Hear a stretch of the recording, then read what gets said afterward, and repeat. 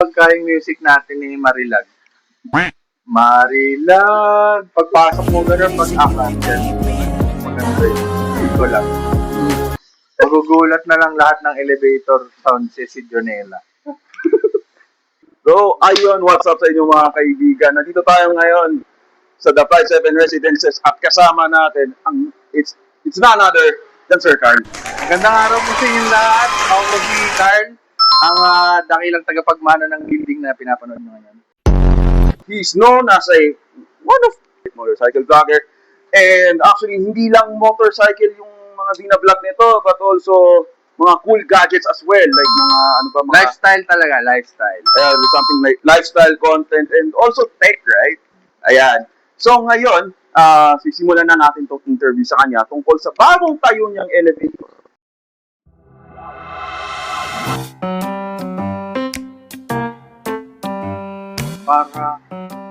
Para may manain.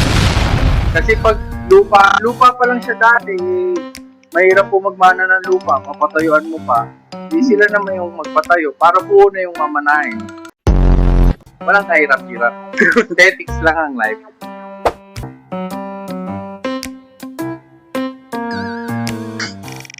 Masakit maglakad. Ilang floors po to? 7 ata o 6?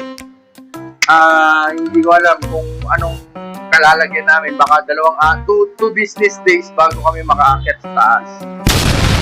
Masakit po talaga. Kaya yun yung important sa amin ng elevator. Pagka inatake, makakauwi.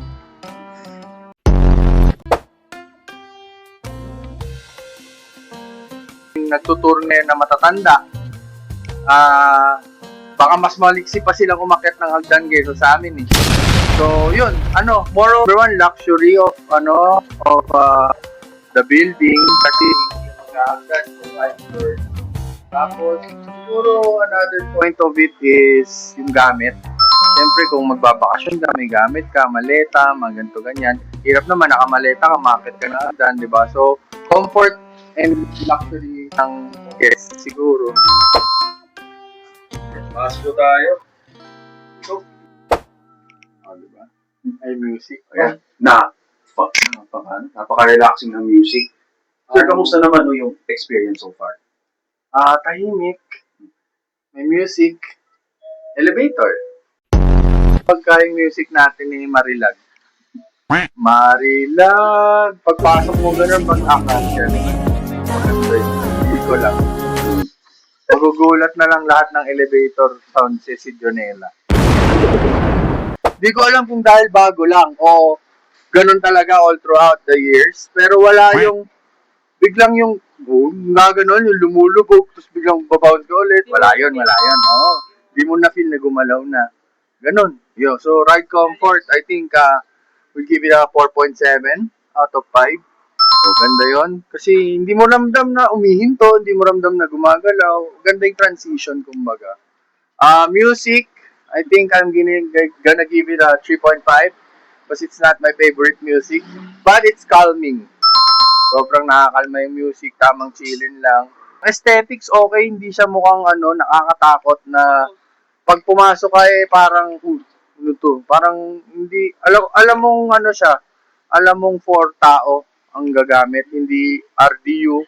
Yung delivery, freight elevator, hindi siya ganon. So, I think stainless yun, no? Overall stainless yun. Maganda yung pagkaka-stainless niya. Hindi nakaka-choke. Tapos, Di ba mainit sa loob? hindi mainit.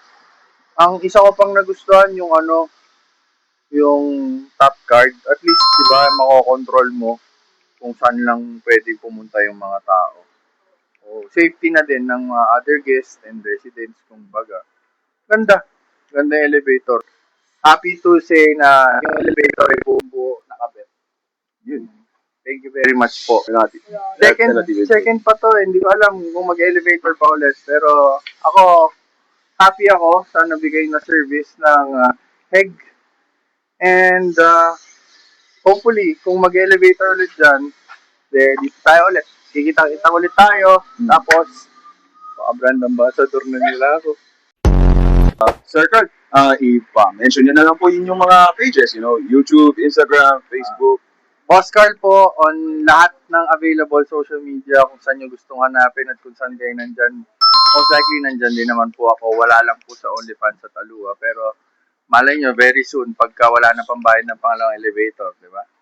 But yun, maraming salamat po sa HEG and maraming salamat din po sa lahat ng nabubudol ko. Lalo na sa boss ng HEG kasi kukunin na po nila ako.